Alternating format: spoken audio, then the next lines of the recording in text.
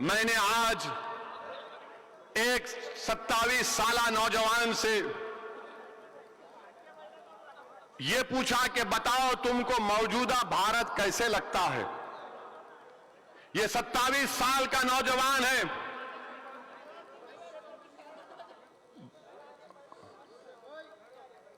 وکیل ہے، بہترین یونیورسٹی سے ڈگری حاصل کی۔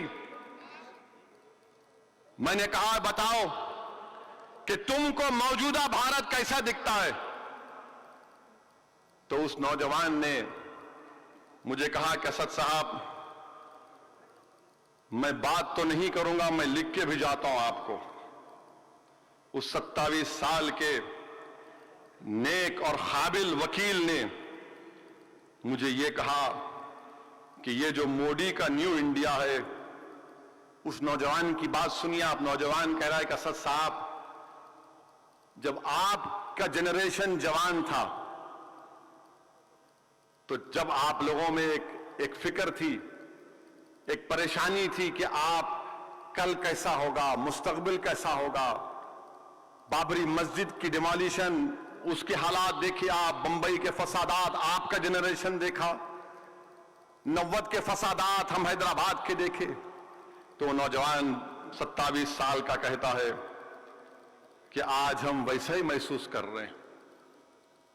آپ سوچو آپ، میں تو یہ سمجھا تھا کہ وہ دور نہیں آئے گا، مگر یہ نوجوان کہہ رہا ہے، آج وہ کہہ رہا ہے کہ ہم مجبوراً وہی سوال یہ پوچھ رہے ہیں اپنے آپ سے کہ جو ہمارے دادا نے خوف اور دہشت میں زندگی گزاری، جو ہمارے باپ نے خوف اور دہشت میں زندگی گزاری، آج ہم جیسے نوجوانوں کو بھی خوف اور دہشت میں زندگی گزارنا پڑ رہا ہے کہ کہیں ہم پر جھوٹا کیس نہ بک ہو جائے، کہیں ہماری دکان پر حملہ نہ ہو جائے، کہیں ماب آ کر ہم کو لنچ نہ کر دے۔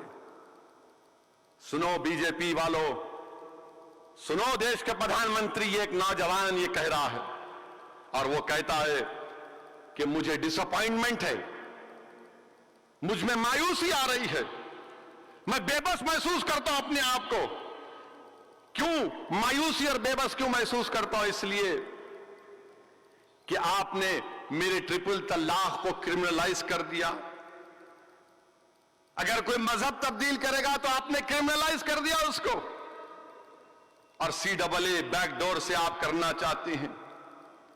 اگر میں احتجاج کروں گا تو آپ مجھ پہ UAPA لگائیں گے، NSA لگائیں گے، صرف شک کی بنیاد پر۔ اگر میں ایک جرنلسٹ کا ڈرائیور ہوں، وہ جرنلسٹ جا رہا تھا دلی سے ہاتھرس کو،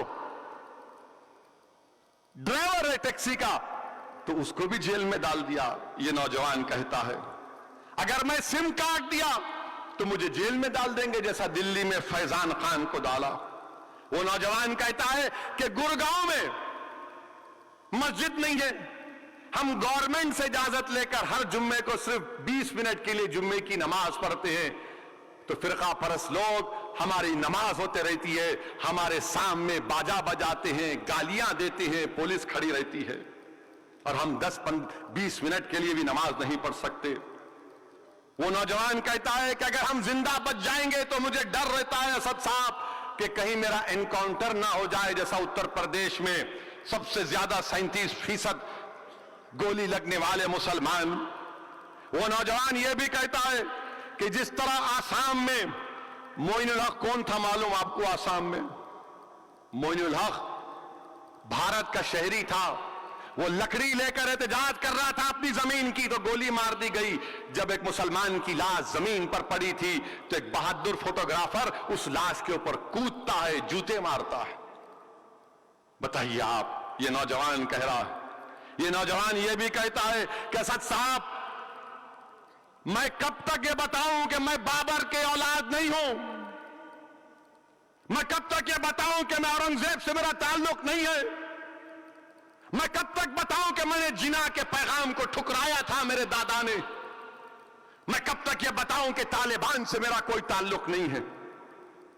یہ نوجوان کہہ رہا ہے کہ ریڈیکلائزیشن مسلمانوں میں نہیں ہے، ریڈیکلائزیشن تو سنگ کی طاقتوں کی وجہ سے دوسروں میں ریڈیکلائزیشن ہو رہا ہے۔ یہ نوجوان یہ کہہ رہا ہے کہ بیلگام میں ارباز کو وہ کسی غیر مسلم لڑکی سے اس کا عشق تھا، تو اس بچی کے رشتہ داروں نے کسی کو کانٹیکٹ کیا اور ارباز کی گردن کاٹ کر ٹرین کے پٹری پر ڈال دی۔ وہ نوجوان کہہ رہا ہے اسد صاحب کب تک یہ نظاروں کو ہم دیکھیں گے؟ یہ نوجوان کہہ رہا ہے کہ کب تک ہم سے سوالات کیے جائیں گے؟ وہ نوجوان کہہ رہا ہے کہ مجھے ڈر ہوتا ہے کہ کبھی میرا گھر نہ جلا دے۔ وہ نوجوان یہ کہتا ہے کہ ہر کمیونٹی بھارت میں پروگریس کری ہے، ترقی کری ہے، اور ہم مسلمان رک گئے ہیں۔ انٹر موبلٹی جس کو انگریزی میں کہتے ہیں کہ اگر ان کا باپ کم پیسے کماتا تھا تو بیٹا اس سے زیادہ کماتا ہے، ترقی کرتا ہے، انٹر موبلٹی۔ وہ کہتا ہے کہ مسلمانوں میں کوئی انٹر موبلٹی نہیں ہے، اور پھر وہ آخر میں کہتا ہے کہ ہم کو اپورچونٹیز نہیں ملتی ہیں۔ اور وہ ایک اہم بات وہ نوجوان کہتا ہے کہ ہندوتوا کی وجہ سے جو میرے ہندو دوست تھے، جو میرے بزنس پارٹنر تھے، وہ سب مجھ سے دوری اختیار کرتے جا رہے۔ مودی جی، یہ ایک 27 سال کے مسلم نوجوان کی آپ بیتی ہے، کیا اس میں سچائی ہے یا نہیں ہے بتاؤ آپ؟ یہ ایک نوجوان تکلیف سے کہہ رہا ہے، قابل نوجوان ہے۔ میں نے پوچھا بتاؤ تم کو کیسے لگتا ہے جو بی جے پی بولتی نیو انڈیا